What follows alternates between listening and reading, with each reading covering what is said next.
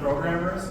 I don't know how many midnight intros that I've done in my 16 years at Sundance, but this is my first time to do one in the Eccles Theater. This is so fucking exciting. I love this. So, tonight, you lucky people are going to see the world premiere of Rabbit Trap.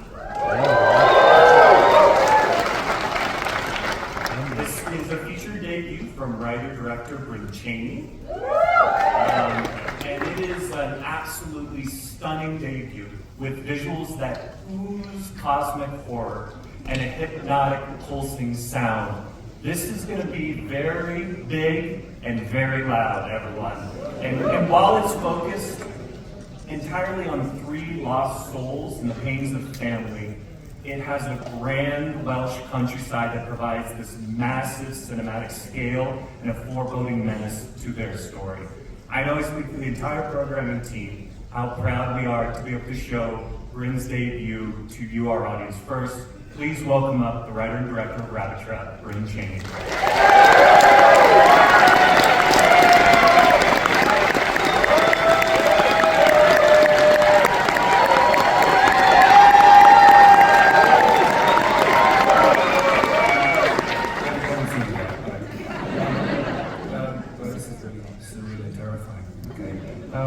Thank you so much.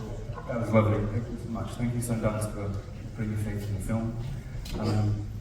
This movie really began as a very personal interrogation into the parts of me I was most scared of, the parts of me I most wanted to keep in the shadows and not share. And there's this really dark, poetic irony that now I'm about to share it with 2,500 people. I'm living in a horror movie right now. But I'm really grateful that you're all here, so thank you so much for coming, and talk to you after the show. Okay, thank you.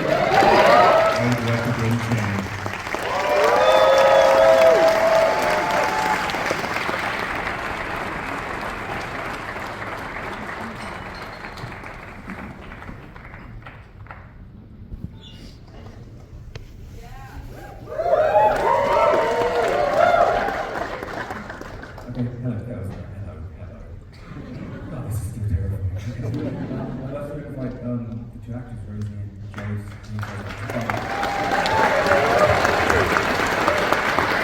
Rosie McGowan and Jade Fruit.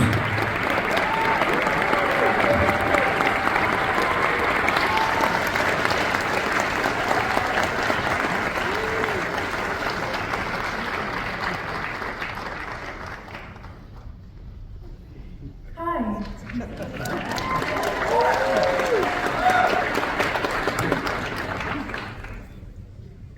Hello? We actually brought in a lot of the crew who've come up from England and different places. So, can we get everyone in the crew who's here to just please stand up?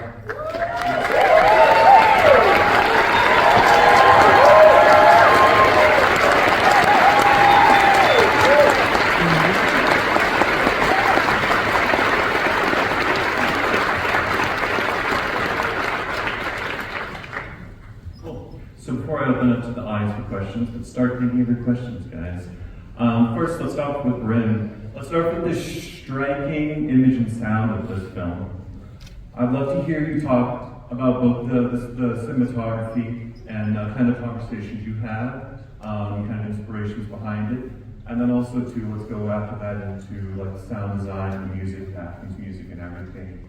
Who you're working with, and kind of what kind of conversations you had. Okay, sure.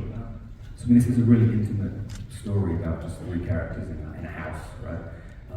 And it felt important to let nature, for it to feel big as well, and for nature to infiltrate every part of the film. So for the cinematography, we wanted to shoot widescreen, we wanted to make sure we spent a lot of time outside and to really get the texture of the moss and the grass and the rocks and things. So for us, the key was about making everything feel natural and earthy and textural. And I wanted a movie I could touch. I could feel like, oh, I feel kind of slimy and mossy from that sequence, or I feel moist, you know? Like a really running joke that the film should have been subtitled, The Moistening, you know?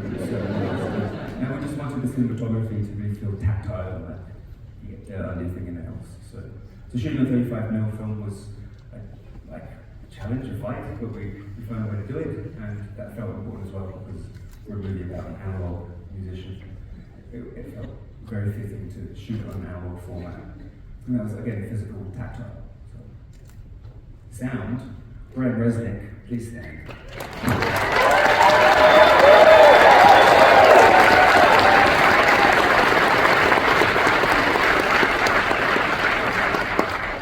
He's a wizard. This man puts months of so much love and work into that. To go over and live in his house while we did it, so I got to watch him in that play. And he's got this little bunker with analog toys, he's got little hand crank tape machines and things. And so many of the sound effects that you hear are just Bryn fiddling around with bits and bobs and sticking microphones in strange places. And it's all just play, and tactility was the goal all the way through. I want movies I can touch, or that feel like they touch me physically. So that really was the goal. And then I'd love to hear from Rose and Jade. Incredible performances, and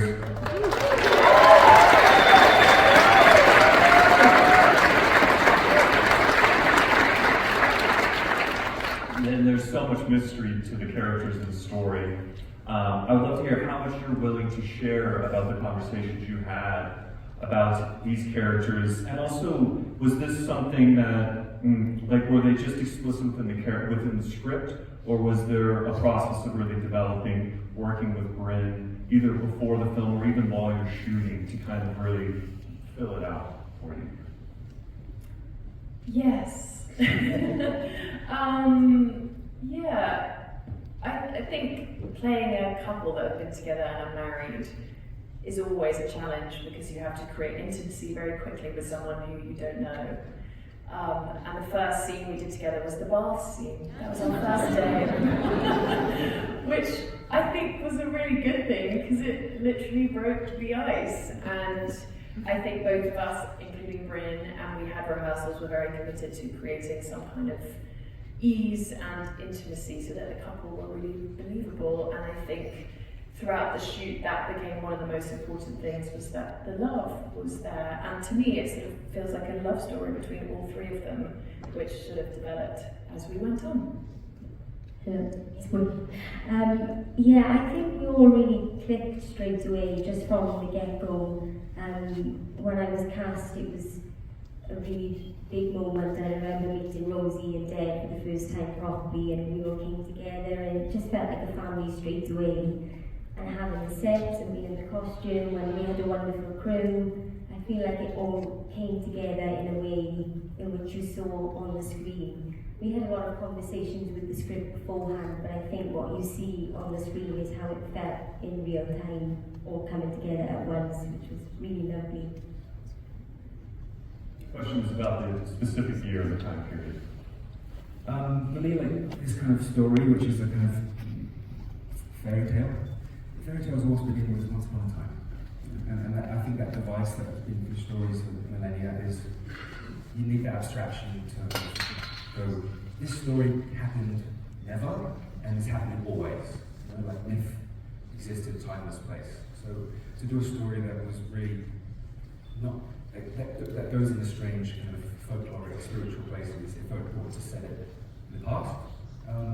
And a lot of this film came out of research from the pioneers of electronic music in the UK. And these were all women who were working with all sorts of just crazy gadgets and tape loops and oscillators and things like that. Women like Delia Derbyshire and Susan Cameron, or Speed and things like that. And I really wanted the characters to. It's just important to use all the right gear from the right time period. And at the very beginning, I know I wanted that particular tape deck. It's the Niagara E. For me, it's the most beautiful bit of tech ever released. Came out in '76. So we were always like, okay, 76 is a cutoff, and everything on screen has to be made before 76. That's a shallow reason for some The deeper reason is what I said at the beginning. About sources of inspiration. The work of Brian Froud, he's an illustrator, British illustrator from Cornwall. He genuinely believes in fairies and goblins. I grew up with his books, which was like, this is the guy that designed Dark Crystal and Labyrinth, from Richard Henson. And he's a folklorist, and as a kid I grew up reading those books, and they felt just like goblins and pixies and like magic we have in the UK. That just felt not like stories of superstition, it felt like a strange expression of nature. And as a kid I just felt real, you know? So that's like my biggest inspiration. A lot of the feelings, what he evokes in his descriptions of fairy, and that's a place of longing, melancholy, and like for me, fairies and goblins and pixies they're not evil. In Welsh folklore, they're not evil, they're not good. They're sort of recalcitrant and kind of needy, and they're inconsistent, just like children. You know, they just want attention. So I've gone off a little bit, but basically, like my inspiration was Brian Froud and his work, and then lots of research into Welsh folklore and music. I mean, I just listened to loads of that kind of analog, experimental ambient music while walking in the woods, and I just operate on those kind of feelings, and that feeds it.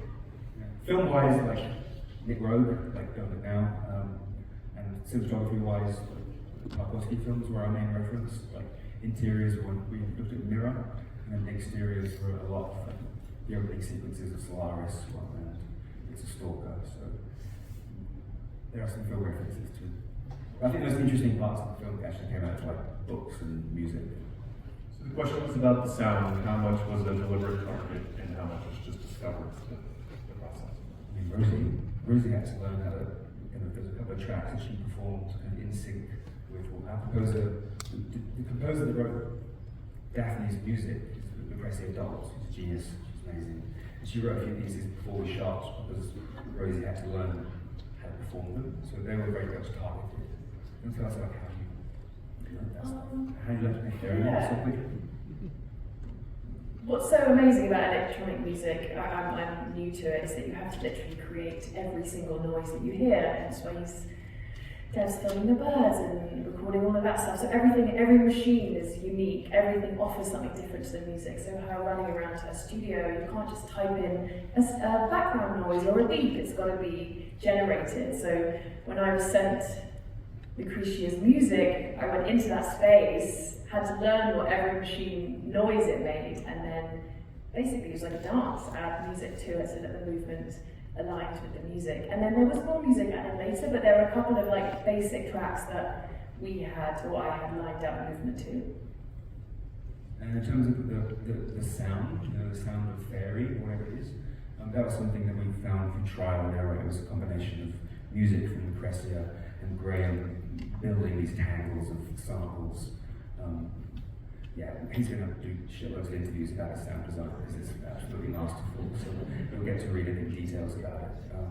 But it's just so much fun sound, you just play and create and you get instant feedback. I wanted to do a movie entirely about sound, basically. Like the best sounding horror movie ever. That's the goal.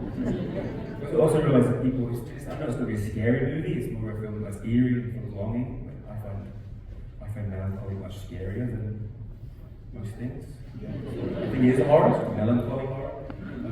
But I noticed that people cover their eyes when they're scared, but they never cover their ears. I thought, let's do a movie where we go in that way, without your consent, which is part of the theme of the film. The question is if there's any hints to what Darcy is saying.